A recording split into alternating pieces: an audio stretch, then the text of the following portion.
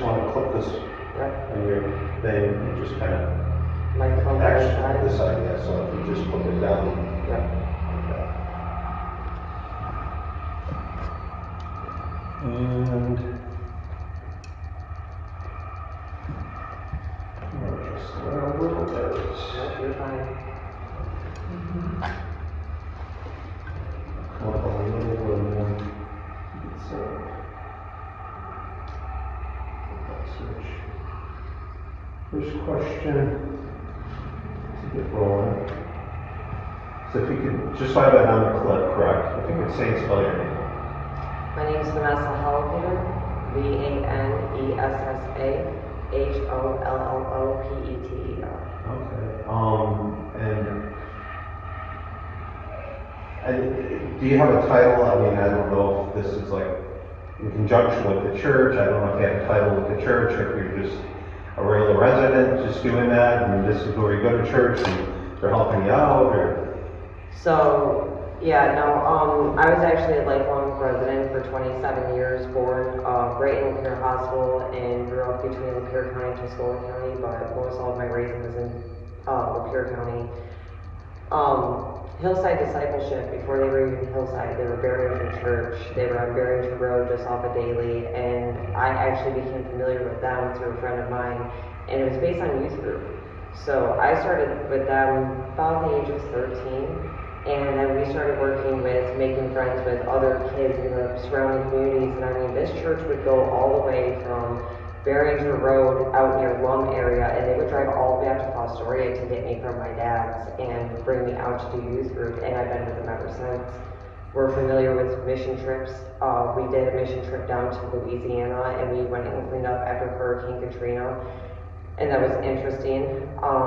We also found a Bible down there too that was just completely untouched. The whole house was just devastated, but there was a Bible completely intact, and we actually encased that for us while we were down there. So I moved up to Emmett County, Petoskey. We're up near Camp Pensacola by Pickerel Lake 4 years ago. My husband is a local tradesman, business owner up there. He's lived up there his entire 34 years of life, and I'm a independent, just community advocate, podcaster, very small, but I just try to give a voice to my community members. My community's everything to me. I wear my heart on my sleeve. It's the way I've always been.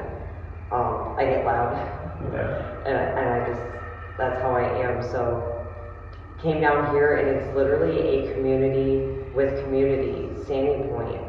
My church has always been there. I came down here, haven't been down here in 4 years, and I go by, the lights on, I stopped in here, and I ran into Candy, which was our pastor's wife, and immediately gave her a hug because it was just so relieving. And I asked her, I said, hey, I asked Pastor Justin, he's our part-time pastor, he's amazing, I just met him, and I said, hey, can I use the downstairs area to be able to gather donations and let them know what I was doing? He goes, absolutely, just tell me what you need. They offer the minivan that if there's, bigger amounts of donations that they can help out. So I paired with Shannon, who's a Lapeer County resident. Her daughter lives up in Onaway, which is Sheboygan County. And her and I have been correlating via social media posts, gathering donations. And it's just a grassroots community, just togetherness, trying to make it happen. When you do collect this, you kind of got into why you're interested in up there. You live up there, you came down here. First of all, let me ask you how long this has been going on. Because this is the situation up there is over a week ago. I mean, has this been something you've been working on since day one, or is this something in the last few days? I stopped at this church day 2. Okay. The first night was essentially sleep.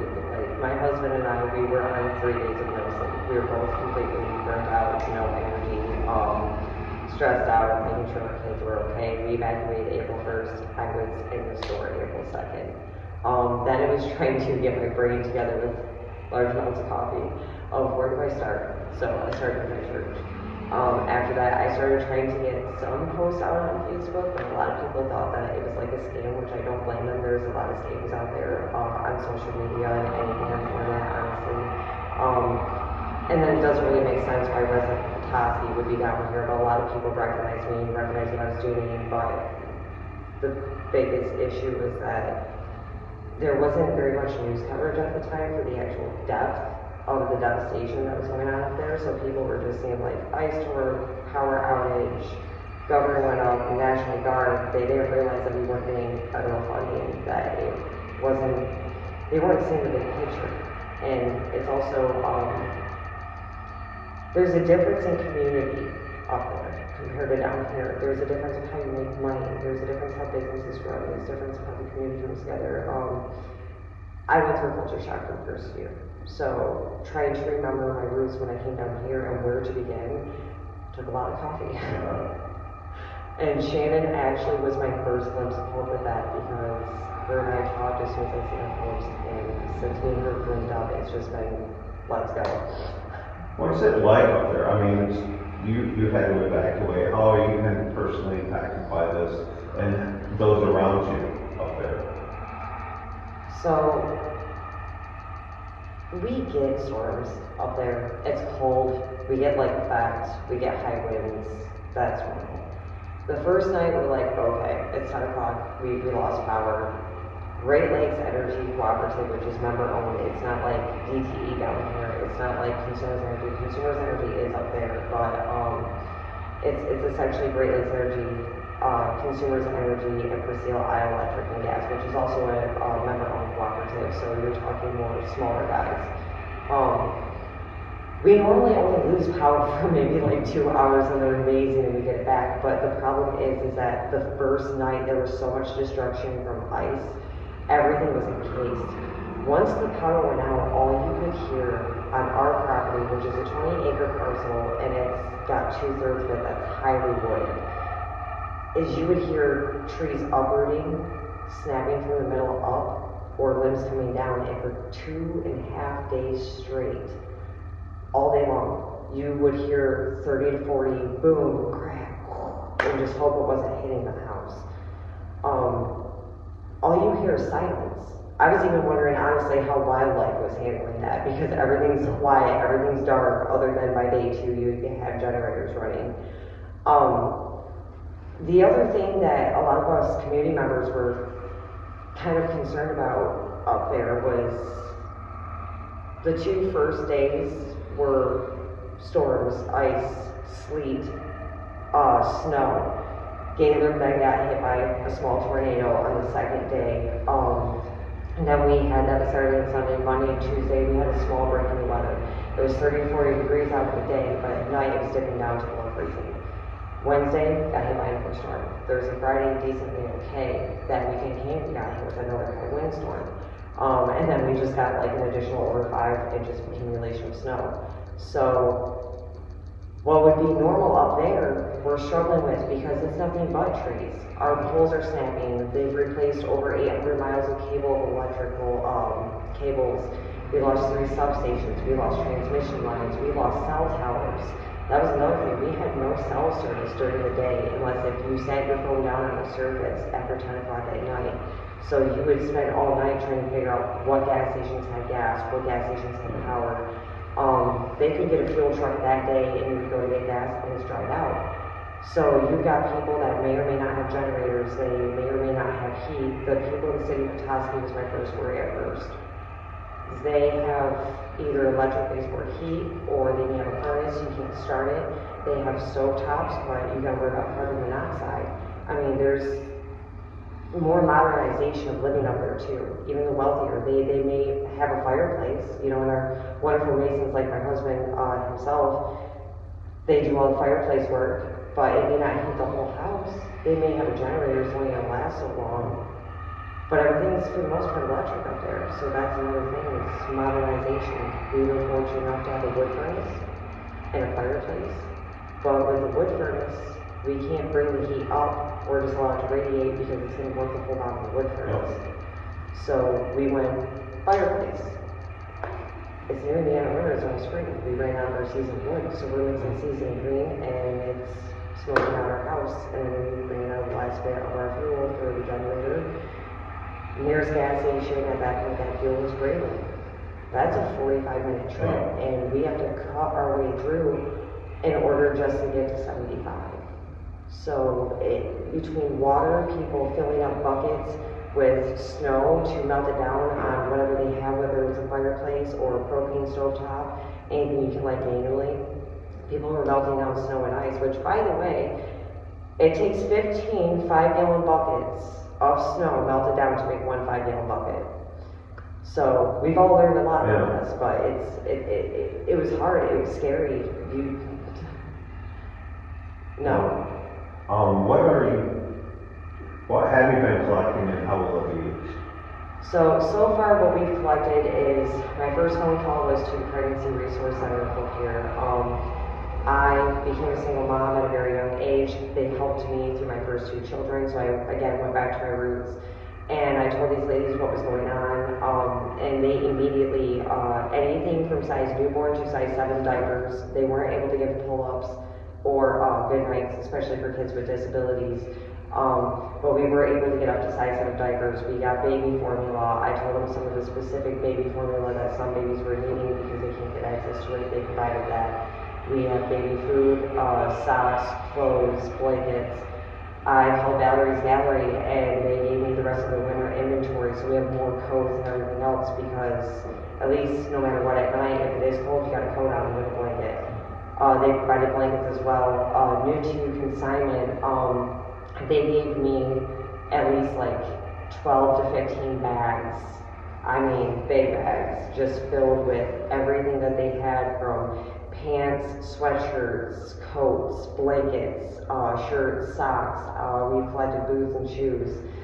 And we're even going specific by certain residents that are in dire need in the smaller communities. That's the biggest worry right now is the smaller communities. We have places like Indian River, Onaway, Vanderbilt, Elmira, Afton, Goodhart even, and this is both Sheboygan and Emmett counties. There's other smaller towns like that though. I mean, there's 10 surrounding counties that were affected. But that's why I want to get awareness to this because it's going to take a while and it's 10 surrounding counties of very, very rural, most being around state forest areas. The most that we're helping with right now is around the Pigeon River Forest. So, I mean, it's extremely rural and there was a lot of damage done. So we're worried about the small communities right now. We have pantries up there drying up. I have 2 school pantries that reached out to me. They're needing hygiene supplies. We need toothbrushes, shampoo, soap, even loofahs. That way people can actually like scrub because they took 2 showers to get off up north from me. They need everything right now. It may be hard, but another thing that people are begging for right now is fuel cards. This is something that I need somebody to remember, this line right here. No money, no gas, no food. Because people, small businesses, and individual families have lost 2 weeks of wages. So their savings are gone. They've had to spend any money that they had to survive and keep warm and keep what they could on their stomachs. Our local utility provider, GLE, they are already working on giving people an extension for the amount of days that we had no power just to make sure that they can pay their bills because of the fact that that time duration, they lost their wages. We need fuel cards. People can't afford fuel. They can't afford fuel for their generators. We still have people without power, tremendous amounts of people. They can't get fuel to get to work and to get through the whole work week. That's the thing. It's not just failure to get once. It's the whole work week. Most people travel 20 to 40 minutes, if not greater, to get to work. It's not like it is down here. So that's what we're in dire need of right now. You collected stuff. Where are you taking it? So Shannon will be meeting up with me tomorrow. Her and I are meeting for late in schedule this afternoon or this evening, and Shannon will be coming and taking the first truckload. Shannon has donations.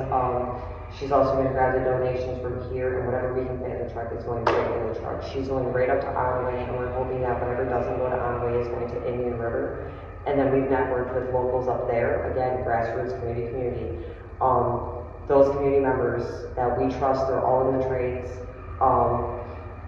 They're going to be grabbing that, making sure that the specific residents that have been requesting certain specific needs for their children are going to receive those, and then anybody else in the community that may need it, all the rest is going to go to them.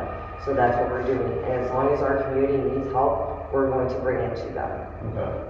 If somebody sees the story, obviously, it seems like whether or not they come through you, but you want the awareness out there.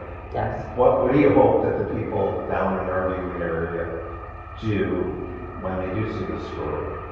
Whether or not, I mean, would you recommend they reach out to the Red Cross? Red Cross is already providing some relief up there, from my understanding. There's other profits up there, such as the Eastern Michigan Food Bank. I called them yesterday. They already had 2 trucks heading up. One was in Sheboygan and one was near Gaylord, so we got that covered. What I recommend is, what we're doing specifically, if you guys want to do with us specifically, what I would recommend is there is JH Masonry LLC. You can find it on Google, you can find it on Facebook. Contact James, leave him a voicemail, leave him a text. There's Coffee with You podcast. I am on Facebook. You can reach out to my own personal Facebook, Vanessa Hollow-Peter. Message me. You don't have to comment anything if you don't want to be publicly known. I'm very discreet. There's people up there that we're working with, but we're trying not to overwhelm them right now. There's also Shannon's information that I can pass along to you guys. But reach out to us and we will work it through, because right now we're trying to not overwhelm anybody that's involved. The other place up there to reach out to is, there's a contact at Northman's Den, which is up near Inland Lakes, and also Petoskey. Reach out to them. If you have any specific questions, just contact our Emmett County Sheriff's Office. They're absolutely amazing. John DeMoose, which is our senator, he's absolutely amazing. Parker Fairbairn, he's our Michigan State Representative, absolutely amazing. The most, from my own point of view, the most driven community standing guy that I've ever seen. The other thing too is we have a gentleman campaigning for governor right now, Anthony Hudson, and he has personally been taking my phone calls left and right, and it's not even on a political standing point. It is, if I fail or Shannon fails to be able to, if we have some type of breakdown, to be able to get these donations up north, he's going to come down himself and make sure every road gets up with his truck. So we are networking again, just anywhere, everywhere, and we're bringing our utility trailer down next week, which is enclosed, so that's gonna get stuffed. Obviously you've had people reach out, bring stuff to you. I mean, I know you kind of went through and listened to them, what would you like your message to be to them about helping? My simple message is this. We only have 2 cities other than Traverse City that is similar to down here.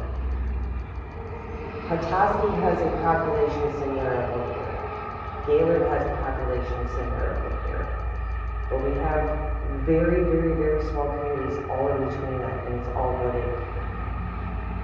We don't have big warehouses up there. We don't have non-stop truck inventory coming up there. It's a tourist town, so they try to provide to locals, they try to provide to the tourists. But we don't have access down here. We have Flint, you go down to Oxford, Lake Orion, you can go anywhere. I mean, 69 is the main vein. We don't have that up there. Our main vein is Gaylord, and they just got devastated for the people of Emmett County, for the people of Otsego County. The next one is Traverse City. But this is going to take where people's houses have been damaged, their wells have been damaged, their electrical's been damaged, their wages are gone, their vehicles have been totaled or they've seen damage, they can't afford the gas, they don't know how they're going to cover, car insurance, they don't know how they're going to replace the food that they just lost. I mean, I just lost 2 deep freezers, an entire fridge, and my freezer, the bottom of my fridge, worth of food that I now have to replace. I don't know if my well pump just froze. I luckily shut the main off to my house. it is going to take us a long time to recover from this. Our state parks, they're gonna be down probably for months. They've already been stating that because of the amount of damage. So please just don't forget about us, and it's not, the infrastructure down here is very different from what is up there.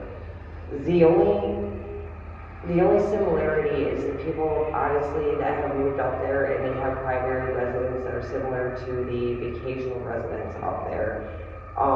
There's a lot of low income and middle income families up there that they're generational families, you know, but it's similar to Attica, it's similar to North Branch, it's similar to maybe Brown City, it's, you know, Silverwood, Mayville, Otter Lake. It's a bunch of communities like that. And they need help, they're gonna need help. Especially without federal funding going up there, they're going to need help. I think I'm all set with the interview. I mean, is there anything that didn't ask you? I just ask, coffee with me. I'm trying to be my community advocate. Please, even if you can't donate, just come on, watch the video, comment, like, share, so that I can keep posting about the community and any efforts needed to go towards that, we can keep getting it pushed. The only other person that we really have up there locally, other than myself, is Up North Live, and they're absolutely amazing. But this is what we're needing to do, is if we can't just keep getting donations, just keep bringing awareness to it, because even people on the state don't know about this. Yep. I just want to make sure my community's heard, and that way if we need help, we can ask our other Michiganders for help, because that's all we have. Thank you. I'm going to stop that. No, we're done. Yeah, I know with everything that's going on too. I mean, like well, he just passed away, but my brother-in-law was down in North Carolina, and we had to go down there a few times, but he just passed away. And with all the flooding in between here and there, and the washed away expressways, and it's just like we went down there and we saw everything that's been in the news, and it's just like And they're still devastated. Yeah. They're still And devastated. they're still getting hit with stuff, like Yeah. all that flooding is like that same area. Yeah. The tornadoes and the